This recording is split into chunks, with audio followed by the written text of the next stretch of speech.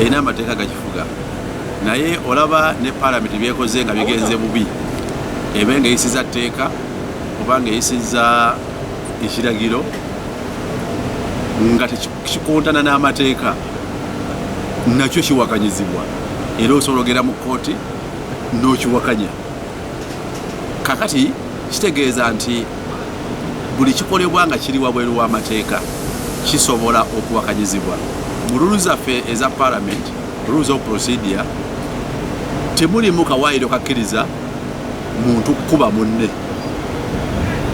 nga bwe kyalabiseeko ng'omubaka omu awagirwa gavumenti akwata eŋŋuumi n'agikuba honorable zaake. Ekyo ekikolwa kiri wabweru w'amateeka era kisobola okuwakanyizibwa era honorable zaake abeera n'olukusa okuwakanya ekikolwa kiba kimukoleddwa kubanga ekyo tekikoma kutyoboola amateeka ga parliament wabula kityoboola n'amateeka amalala mu rights zaffe ng'abantu ze tuba nazo ez'okuba nti omuntu alina kukosebwa talina kutyoboolwa ddembe lye teziggalwawo olw'okuba tuli mu parliament wabula zisigalawo. Kyova olaba nga tosobola kugamba nti nzigaddewo temujja kussa kubanga muli mu parliament ndi ngenda basalako emikono olw'okuba ndi mu parliament oyo akikoze aba avunaanibwa kuba kiri wabweru w'amateeka. Parliament omuwaatwa wokka gweteekawo nti bwe biba bigambo nga mbadde nina ensonga gye nteesaako tosobola kugamba nti nalebodde mu bigambo nga mbadde nteesa ku fulo eya parliament. Bwe mba nina information gye nafunye ewantu nengipulizentinga ku fulo ya parliament tosobola kugamba nti nakoze eki nalebudde. Kyekimu ekyo ne bwe kiba nga mbadde mu kkooti nga looya bwe nzeera egamba nti goba ngamba oli mubbi nga nkubuuza ekibuuzo tosobola kugamba nti kikulebudde kubanga awo nzikirizibwa okukozesa ebigambo n'okubuuza ebibuuzo mu mbeera yonna. Ne mu parliament bwe ngamba nti oli mubbi bayakoze bwatyo ekyo kikakata ku gavumenti kukyanukula kubanga ebyo biri mu bigambo. Naye omuntu yenna okwata esasi emundu oba ebikonde oba omubiri gwe n'akosa omulala ate kifuluma mu mateeka agalungamya parliament nga bwe yantambudde. Kitegeeza nti bwe twogerera parliament yafuuse crime scene kubanga omubaka oli eyabadde ayambibwako abakuumi ab'SFC ne gavumenti yakubye honorable zaake nga kamera ziraba ng'ensi yonna eraba ate n'ebitandibadde nga biraba. So ekikuba kye yakoze mu parliament ne bwe kyandibadde wabweru wa parliament ne bwe kyandibadde luddawa kiri wabweru w'amateeka era kivunaanibwa kubanga tekirimu ebyo ebiri exempt ebiweebwa immunity ebiweebwa obukuumi mateeka nti bwe kiba kibaddewo tosobola kivunaana. Obukuumi butandikira nnyo mu bigambo tusobola okuwanyisiganya ku nsonga yonna tosobola kugamba nti kino kyakalebule kino kiri wabweru tulina right ereeta buli kigambo nga bwe tukiwulidde ne tukibuuza gavumenti oba oludda lwa gavumenti wabeerayo leader of government business nga yabeera oyo prime minister alina obeera ne leader of opposition so nebeerawo ba chief whip government chief whip ne chief whip weno so olwolwo y'okwanukula eba ku ludda lw'abali so mu biteeso n'okwanukula awali immune naye ebiri physical nti oli azze that's why wabadde concern nti waliwo alina emundu lwaliro kino kirezinga era sipikalaga bamwaze kubanga ekyo kibawo bweru waki lwankola ya parliament tewakkirizibwawo ebyo naye kiri ate ekyokugamba nti ono omubaka yakutte engumi n'akubaho honorable zaake kiri bwabweru w'amateeka era ajja kuwera ennemba nakyo singa naaba takoze ebyo byamusabiddwa mu bbaluwa y'abalooya bazaake ate era tukivumirira ng'abaka ba parliament nti mu mbeera eza bulijjo tufuna obutakkaanya naye twagala tuwanyisiganye mu biteeso era ffe twali tulwanyirira nnyo space yakwogera space yakuba na seteeserezo nga tewaliwo kangibwa tewaliwo intruder nga erisekiwa okubaganya ebirowoozo ekyo honorable zaake kyayimiridde okuleyizinga nti ab'emundu bafulume tuteese nga tewali ati anti bwe nnaayogera ekimunyiiza oli ajja kunkuba essasi parliament bwelina okubeera so olwo ate yazze n'amukubya ddala eŋŋumi akolo kyeyakoze kiri wabweru w'amateeka era agenda kuwera ennemba nakyo so mu mateeka honorable zaake mutuufu okuwalawala akolo n'amutwala mu bunaani ate sinakindi ne parliament yennyini kubanga yevunaanyizibwa mu ntandika okuwa honorable zaake obukuumi naye nayo tebamuwadde bukuumi so ndowooza nti kwakola alina n'okugattako parliament kuba ne parliament yawadde ate zaake bukuumi kati where was the sergeant at arms alina okukulembera ekyo naye waba teyatukiza mulimu gwe kutaasa ba members sergeant at arms alina kutaasa speaker yekka wabula ne ba members yabadde alina okusooka okufulumya bali ate okufulumya abo Zaake byadadezingako. So ndoza ne parliament eyine evunalibwa okuba nti Zaake yafunye obuvune ngali mu parliament ngaze kuteesa ngamaze okuliyesa nganti azze okuteesa segeza tiyawereddwa bukuumi abenga yabutusizako obuvune obwo mubaka oba si mubaka what matters nti yafunye obuvune what alina funira buvune kinene nnyo lunaku olwokusatu parliament amataala bagajjako ensi negenda mu nzikiza tetukirabangako parliament y'eggwanga okukiteeka mu nzikiza bwe batyo ne baleeta abasirikale betutamanyi abawanvu abanene abantu nga 6 ne bayingira chambers nga gwe basongamu bamuyiikira abantu 8 ne bamukwata ne bamukubakuba nga bamutwala wadde abamu kuffe baali batususpendize naye enkola teyandibaddeeyo era siwe batwebanitudde omuntu yenna. Honorable Shamim Malende omukyala omusiraamu omukazi ne bamukwata ne bamugayula ne bamukwatira mu mabeere. Honorable Aisha kati nno ffe abasajja wandigambyeko nti ffe tuli bagumu ffe tugumira embeera yonna naye abakyala kyatukola bubi nnyo nga babakudde babagayudde ekigere kimu kiri eri ekigere kirala kiri eno okuyisaamu amaaso olugayo mu babaka abantu be baatuma mu parliament okubateeseza. Okusookera ddala ekikola kyali kikyamu nnyo eky'okuggyako amataala ekyokuba bannamawulire kubanga nabo baamanya kye bagenda okukola ensi tesobola kikkiriza ne batukuba olunaku olwaleero tutambula tuwenyera tutambula n'obulumi naye ate tusigina okusigala nga tukola emirimu gy'eggwanga. Kya buswavu nti parliament y'eggwanga yawambibwa naye toyinza kukwata mubaka n'omukwata mu nkola eyo n'omwetolooza ekibuga kyonna kyonna mutambula mubakuba mubakangakanga parliament yennyini we bateeseza muyiyewo amagye n'ebitongole ebirala.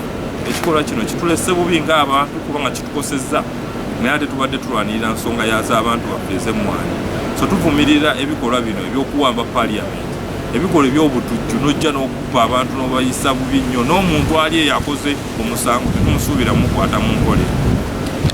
Wuunya bwewuunya kubanga nze nabadde ntudde nawala nze neewuunya sipiika gye yavudde okugamba nti nennyeko Deriki amubonereza mu entuula 3. Nze neewuunya n'okwewuunya naye olw'okuba nga twabadde tulina information eggulu erimu nga baagala okutukwata okutulemesa okujja okutuula mu lutuula luno nga balowooza nti abamu ku ffe bajja okulemesa ebyo bigendererwa byabwe ebikyamu. Era nze kye nakoze saasula wako olunaku olwo era nagendera na mu takisi kubanga nali mmanyi mu mbeera yonna yonna banninje beekanga takisi ku KCCA era nawo omusirikale nambuuza nti Honorable Nnyeko nkumanyi naye mpa ID yo nkonfaaminga oba yeggwe oba ono omuntu mulala naye yeggwe Honorable Nnyeko gwe mmanyi ne mugamba omumanyi ate lwaki onstopinga omumanyi ndi mubaka akikiira abantu bamakire isi ate ombuuza ndizijeyo ID ate Honorable Nnyeko nkumanyi ng'olwo lwayita abasirikale nga maze n'obagamba take this one to CPS nga maze okulagira nti muloka bagisiki bagitwale ku CPS. Balina ekigendererwa era balina abantu abamu be bali baagala bajjewo mu debate eno baleme kuyisaawo birowoozo by'abantu kubanga ffe twali tumaliridde obutakkiriza kulaba nti enkola eno eya gavumenti okulaba nti ejjawo ekitongole naddala ekyo ekikoze obulungi okukigatta mu minisitule gye tumanyi obulungi etagenda kukola bulungi. Kyannaku nnyo nti tuteeseza mu mbeera eno naye kyannaku nnyo nti ababaka baabakuba kyannaku nnyo nti abasinga tebatukkiriza kutuuka abangi nnyo ne balemesa n'okutuuka ku lukiiko okulaba nti bawaayo ebirowoozo byabwe. Konna kaali kabadde era twebaza nnyo abaavuddeyo ne balaga embeera eno yonna we yatandikira. Honorable Court yajja nga Zaake yatuuse dda mu parliament najja n'ayimirira emabbali wa Zaake n'alaba ow'emmundu kubanga feesi zaali jjiji. Ffenna tukimanyi nti abo nno abakuumi ba whip abalina okubeera mu parliament balina kuba mu ngoye enjeru weewaawo twalinamu abantu abambadde masiki abali mu masuuti abalina emmundu. Zaake we yabalaba okwogera nayimuka okwogererawo wennyini ku kifo kye Okooti najjako akazindaalo wansi weewaawo Zaake najja okwogerera eno ewalala mu kudda mu kifo kye n'asanga omuntu yeemu eyabadde amugobaganya ku ntebe ng'amugamba okuvaawo. Weewaawo Okooti kyeyakoze kikyamu nnyo ekyokukuba n'okusookereza Zaake naye eyinza okuba yali strategy ya gavumenti kulaba nti kufuna okukyankalanya basobole okuggyamu abantu ab'enkizo oba n'abalala okunafuya oludda oluvuganya obutasobola kuteesa ku nsonga eno nga bamanyi oba naatukolako ettemu n'effujjo lye baatukozeeko kijja kuleetera ababaka abalala okuva mu mbeera obutasobola teeseza mu mbeera eyo ne twekanga nga tulina okufuluma olw'okubanga nti eddembe lyaffe lyabadde linyigiriziddwa era nga enkola gye baatukuddemu n'okutuyisaamu nga tesobola kkirizibwa nti ku levo ya parliament bayinza okubakwata n'okubayisa mu kikolwa ekyo eky'obutujju n'ekyentiisa. Ebbanga ddere nnyo nga tugamba nti paliyamenti erimu ababaka bangi nnyo, naye kyekango nti minisitule yavaayo luli minisita n'agamba nti bagala okutondawo constituency endala. Tetulina etutuuza ababaka, ekizimbe ekipya tekiggwa, ensimbi zaazo zabbibwa, naye gavumenti yeegamba tutondewo ne constituencies endala, ate olunaku olwaleero egamba emaajinga olw'ebbula ly'ensimbi. Kati weewaawo tulina obuzibu ng'eggwanga olunaku olwaleero, newe bateekawo amannya terina bukakafu nti ku bungi bwe tulina n'ekifo kye tulina tosobola kugamba nti buli omu ajja kutuula w'alina okutuula olw'okubanga erinnya lye weeriri. Naye ate ekikolwa eky'abantu abamu okulowooza nti bo balina obuyinza okukola n'okutuula buli ludda. Ebiseera ebisinga tuvuddeyo ne tusaba sipiika nti ab'oludda olw'NRM oba bangi batusingako era batuule ku luuyi lwabwe, tebatuula ku ludda lwaffe. Ekyo kye kituleetedde okuba nti ku ludda oluvuganya tetulina bifo bitumala, kubanga bo bagenda ne bajja olumu ne batuula mu bifo byaffe. Kati ne weekanga kati ng'ekyaliwo n'akola okufuna akabengereza akamu okwekeekereza agamba nti ebifo byabadde bijjudde, oli we yavuddewo nange nenzija nentuulawo. Naye omulabye obaddewo simuno obaddewo erunojja n'omusanga nga yavuddewo dda. So kikola kikyamu nnyo ekyokuseetinga apu n'okulaba nti ebiseera ebisinga batagetinga honorable zaake olw'ebyo byayiseemu. Naffe tukyebuuza naye ate tukimanyi nti yabadde omu ku baaweze okulaba nti basemba ekkuuli, okulaba nti entite ya kofi tebagimanjinga. Amaaso mu babaka tekiriiko mu bakulu oba bakadde. Sipiika kikoze kigenderere okumanaginga parliament nti awa abantu abamu omukisa okwogera namma abalala, era abantu bangi bali mu depression tebakiikirira abantu baabwe.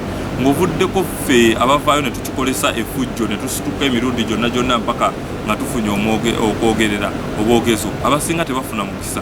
Weewaawo enkola eno ey'obusosola mu babaka ba parliament ereeteddwa bukulembeze bwaffe bwennyini. Kyobola abantu abamu bafiiringa nti abalala babatwalanga bankizo okukira ku balala, ekitali mu setting ya parliament oba mu setting ya nfuga nti abantu bonna buli omu abazize kukiikirira bantu be abamulonda, ate waatuuka afuuka omubaka wa parliament wa Uganda yonna asobola okuteesa ne ku ekyo ekintu gwe kyosuubira ekitali mu doketi ye. Naye olw'okubanga bawa Uganda yonna ateeseza ow'Ekoboko n'ateeseza ow'ekibuga n'ateeseza n'ali ku booda okulaba nti Uganda yonna eba n'obukiisa obulungi. Biga okususpendinga ababaka nga nange muntwalidde n'alagira nti banamawo kamera zaabwe baderiitinge bye babadde bakutte, parliament bagitwale mu nzikiza. Kikola kya butemu nnyo, kya butiitiizi nnyo, kikola ekitakkirizibwa mu nsi yonna. Naye twalabye abantu nga 60 nga bayingira ekizimbe kya parliament bajja okutuggyayo mu bifo bye twabadde tutudde, batukubyekubye, abakyala babaleegudde, morova abakyala abasiraamu abazze beebikkiridde. Ekitakkirizibwa tekikkirizibwa mu mateeka ga wano. Ffenna abasajja batukubye naye nga ffe tumanyi tuli basajja tukuma, mutukuba tuzzazaayo oba twedifendinga. Naye abakyala okutte Aisha Kabanda, omukutte Shamim Malende, omugayudde ebigere, omukwatirira ku mabeere.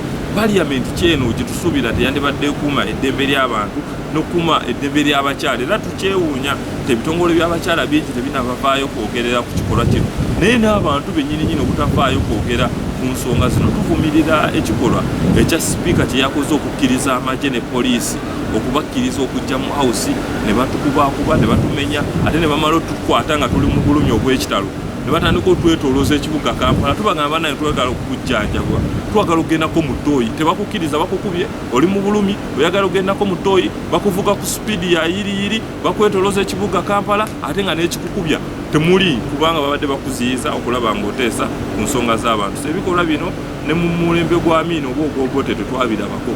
General Museveni obutiitiizi ne dictatorship bwagitadde ku leve endala.